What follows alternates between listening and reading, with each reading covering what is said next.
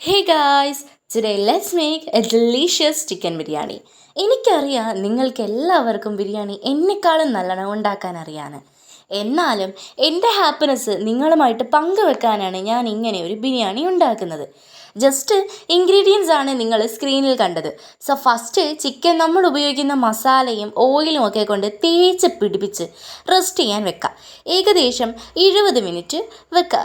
പിന്നെ റൈസിൻ്റെ കാര്യങ്ങൾ നോക്കാം. നല്ലോണം കഴുകി ആളെ സെറ്റാക്കി വെക്കുക.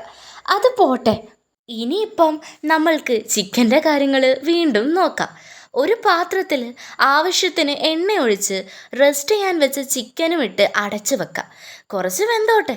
ഇനി നമ്മൾക്ക് കഴുകി വെച്ച റൈസിലോട്ട് വീണ്ടും നോക്കാം. കുക്കർ തുറക്കുക, എണ്ണ ഒഴിക്കുക, നെയ്യിടുക, പിന്നെ കുറച്ച് കറിവേപ്പിലയും മല്ലിയിലയും കൂടെ ബേ ലീഫും ഇട്ട് ഇളക്കി മറക്കുക. കൂടെ കുറച്ച് ഉള്ളിയും കൂടി എൻട്രൻസിൽ കൊണ്ടുവരാം. പിന്നെ അരിക്കനുസരിച്ച് വെള്ളവും ഒഴിക്കാം. ഇവിടെ ഞാൻ 1 കിലോ അരിക്ക് 1.25 കപ്പ് വെള്ളമാണ് ഒഴിച്ചത്. പിന്നെ അരി ഇടുന്നതിന് മുമ്പ് കുറച്ച് പട്ടയും കൂടി വിതറാം. വെള്ളം തിളച്ചതിന് ശേഷമാണ് അരി ഇടേണ്ടത്. അത് നിങ്ങൾ ആരും മറന്നു പോവരുത്. വെള്ളം തിളച്ച സ്ഥിതിക്ക് നമ്മളിപ്പം അരി ഇടാൻ തുടങ്ങി. ഇനി നമ്മൾക്ക് വേറെ ഒരു മിക്സ്ചർ ഉണ്ടാക്കാം. അതാരുമല്ല, ജിഞ്ചർ ഗാർലിക് പേസ്റ്റ് തന്നെ. നിങ്ങൾക്ക് വേണമെങ്കിൽ പേസ്റ്റ് വാങ്ങി ചേർക്കാം. ഞാനിവിടെ കുറച്ചുകൂടി ഹോം മെയ്ഡ് ആക്കുക, അത്ര തന്നെ. ഇതിനായി കുറച്ച് ഗാർലിക്ക്, ജിഞ്ചർ, മുളക്, മല്ലിയില, പിന്നെ കറിവേപ്പില, ദാറ്റ്സ് എനഫ്.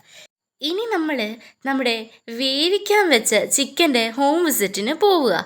എന്നിട്ട് ഇതിലേക്ക് കുറച്ച് സവാളയും കൂടെ തക്കാളിയും ചേർക്കുക. ഇനി കുറച്ച് മസാലപ്പൊടികളെ ആഡ് ചെയ്താലോ?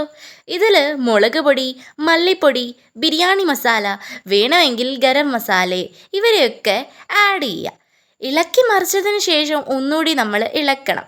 നിങ്ങൾ ഇളക്കാൻ തയ്യാറായിക്കോ, കാരണം ഇതിന് ശേഷം നമ്മൾ നമ്മുടെ കേടിനെയും കൂടി ആഡ് ചെയ്യാൻ പോവുക. ഇവരെല്ലാവരെയും ആഡ് ചെയ്തതിന് ശേഷം നമ്മൾ നേരത്തെ ഉണ്ടാക്കി വെച്ചില്ലായിരുന്നു ഒരു home made ginger garlic paste, അഥവാ നിങ്ങൾ പുറത്തുനിന്ന് വാങ്ങിയ പേസ്റ്റ് ആയിരിക്കും, ഏത് പേസ്റ്റ് ആണെങ്കിലും അതിൽ അങ്ങ് തട്ടാം. എന്നിട്ട് നമ്മൾ പൂട്ടി വെക്കാം. ഇനി കുറച്ച് കലാപരിപാടികളുണ്ട് ബാക്കി. അതിന് ചെറിയൊരു പാത്രത്തിൽ സവാളയും നെയ്യും കൂടെ റെസിൻസും കാഷ്യൂ നട്ടും ഇട്ട് വഴച്ച.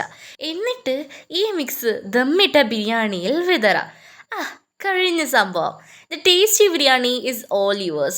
Now enjoy it and don't forget to like, share and subscribe. For showing some love, add a cutie pie comment also.